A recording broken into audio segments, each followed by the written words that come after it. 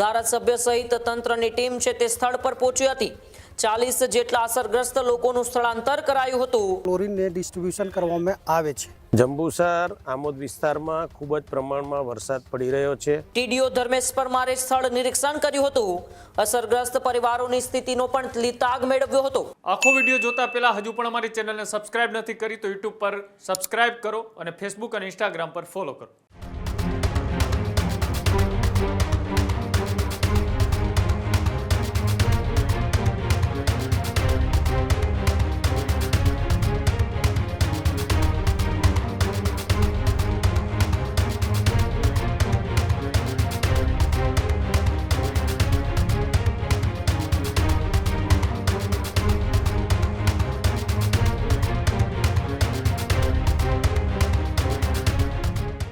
સમાચારમાં આગળ વાત કરીએ તો સમાચાર ભરૂચના જંબુસરથી સામે આવી રહ્યા છે, જ્યાં ભરૂચના જંબુસરમાં પણ ભારે વરસાદ જોવા મળ્યો હતો।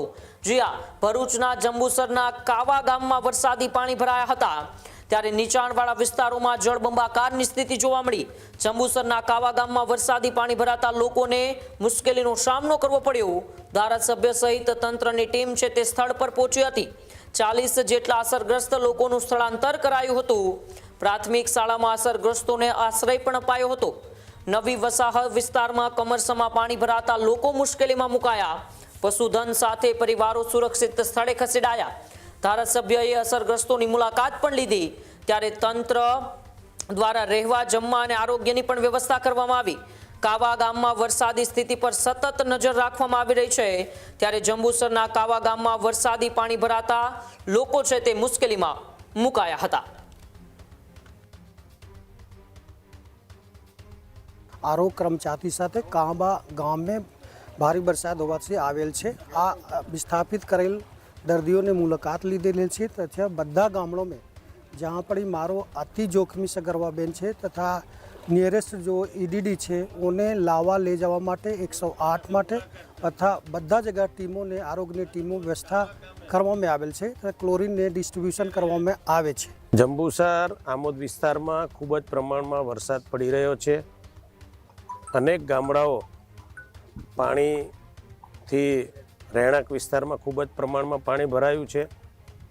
આજે સૌ અમે કાર્યકર્તાઓ, ચૂંટાયેલી પાંખના સૌ સભ્યશ્રીઓ, ટીડીઓ, મામલતદાર, સંગઠનના સૌ કાર્યકર્તાઓ, મહામંત્રીઓ સૌ સાથે મળીને, આરોગ્યના સૌ અધિકારીઓ સાથે મળીને આ વિસ્તારમાં અમે વિઝિટ કરી રહ્યા છીએ। અત્યારે કાવા ગામે આજુબાજુ રહેણાંક વિસ્તારમાં ખૂબ જ પ્રમાણમાં પાણી ભરાયું છે અને ઘણા લોકોને વિસ્થાપિત કરીને શાળાની અંદર અત્યારે એમને રાખવામાં આવ્યા છે।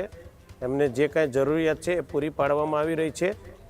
સરકારમાં અમે ટૂંક સમયની અંદર આ રજૂઆત કરીશું ને જેને જે કાંઈ નુકસાની થઈ છે એ નુકસાની સરકાર તરફથી સહાય કરવામાં આવે એવી પણ ભલામણ કરીશું।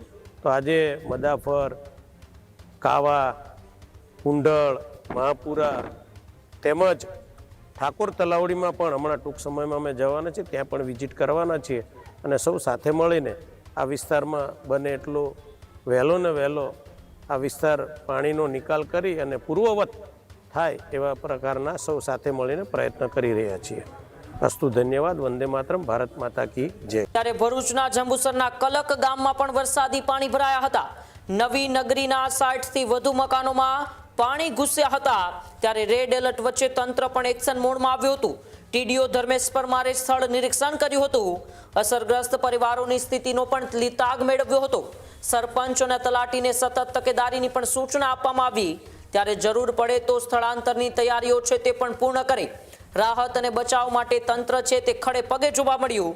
કલક ગામમાં વરસાદી સ્થિતિ પર સતત વહીવટી તંત્રની નજર જોવા મળી છે, ત્યારે નાગરિકોની સુરક્ષા માટે વહીવટી તંત્ર એલર્ટ મોડમાં જોવા મળ્યું અને ભરૂચના જંબુસરના કલક ગામની અંદર વરસાદી પાણી ભરાતા 60 થી વધુ મકાનો છે તેમાં પાણી ઘૂસી ગયું અને ખુદ ટીડીઓ એ ધર્મેશ પરમાર છે તેઓ આ ગામની અંદર પહોંચ્યા, સ્થળ નિરીક્ષણ કર્યું અને અસરગ્રસ્ત પરિવારોની સ્થિતિનો તેમણે તાગ પણ લીધો અને સાથે સાથે સરપંચ અને તલાટીને સતત તકેદારીની પણ સૂચના છે તે ટીડીઓ દ્વારા આપવામાં આવી હતી।